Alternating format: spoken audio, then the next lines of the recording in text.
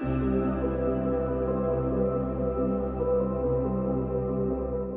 and Elmarie, welcome to this conversation series, and thank you so much for coming to share something of your story with us.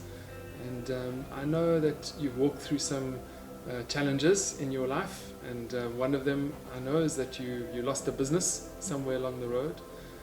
Won't you tell us a bit about that, what happened and what the impact was on your family? Yes, no problem. In 1985, our business we had, because of the riots in Cape Town, went under. So it was bankrupt, and it took quite a long time for this whole thing to mature. And we had a small holding just outside of Cape Town, and eventually the small holding went up for auction. And so that's when our new journey began. But when I had to tell Elmarie and the children, I had to take them and sit them down and say, listen, I need to explain something to you, particularly to the children, that this has happened, and that they must understand that things are going to be different. There's a lot of things we won't be able to do, so we have to cut down on many, many, many things in terms of what we're going to do, where we're going, etc. And the funny part of that was my son, because he sat there and he listened, and they were all, yes, Dad, no, Dad, yes, Dad. And then he said to me, he fell back on the chair like that. He says, does that include videos as well? I said, no, we'll get some videos. Okay, no, this is not so bad. And the wonderful thing about this is that it showed us that our children see life. For us it was a major serious thing. For him it was only one thing. Whether he's going to watch videos or not. Yeah. For the rest he couldn't care less, because that's mom and dad's problem. Amazing. And another thing that in terms of our relationship, this beautiful wife of mine came to me one day and she said to me, I want to tell you something, that you failed in that business, but you're not a failure.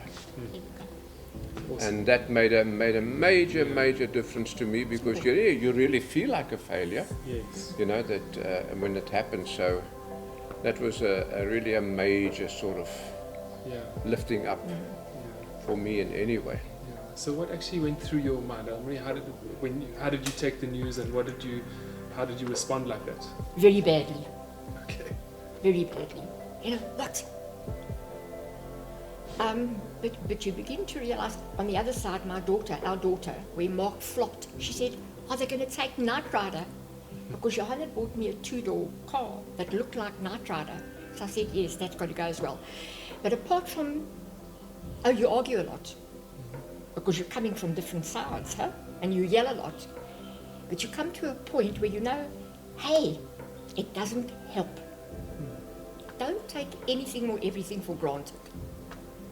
If you fight now, tomorrow again, you're going to fight again. Let's face up to what's happening and deal with it. And you deal with it like Johan dealt business-wise. I dealt with the children. So yes, there was that give and take, and it wasn't easy. And I had to say to the kids one night, hey, this is your last meal where we're going to have meat. We've got nothing in the house. We had broccoli, the normal thing. And bread. And I was serving, and there was a knock on the front door, and a kid from the Fairmont High School up the road, she said, hi, are you Mrs. Roberts? I said, yeah. She said, you took a raffle the other day for 50 cents, and you won a half a sheep. Wow, how's that? Eh? Wow. Incredible. And she delivered it the next day, pre-packed, cut, alles. Wow, amazing. And then you begin to realize, hey, something else is at work here. Yeah. Amazing. Something else is at work. Yeah. Yes. And Elmarie, when you said that to Johan, like what led to that? Where you told him you failed, but you're not a failure? Was that something that like you felt God give you, something that was brewing over time, or just suddenly it came to you? How did you come to that place? You get to know your partner, and you get to know when that darkness stirs, even in those days, I mean, we go back many years, and we weren't there spiritually like we are today. But it was like a ferocious storm like this, and he didn't know which way to go because he felt like a failure. But there was something deep down that I saw above the storm, and that was not failure. No, Absolutely not. there we go. It's wonderful. Yeah, it's great. And so, Johan, now you're rebuilding. What's going through your mind? Your relationship with God? How did you get through that? That's an interesting question. For me, it was just another chapter in my life. I had a family to feed. I had a family to look after, and that was it. You get up Yeah. and you go. Did you get a job? No, I tried. Okay. I applied for a number of jobs, and every one of them said, no. So I said one day, I said, I'll take less money. He says, Mr. Roberts, it's not about the money. He says, you're overqualified for the job. He says, and I know 6 months from now you're going to start a business again, and so I'm not going to employ you. So that gave me the message, and various ways I started a business. I started a little second-hand shop. I managed to get some money. I started with 3,000 rand, I'll never forget that. Rented a shop in Belleville there, in a little shop, 70 square meters. And that's how we started again. I started going to auctions, buying, selling, and we did that for 2 years. Yeah, for about 2 years. We made a living. Tell me, what did God do in your life? When you look back now and you take that season of your life, what did God do in your life at that time? But he taught me a very big lesson. What did he teach you?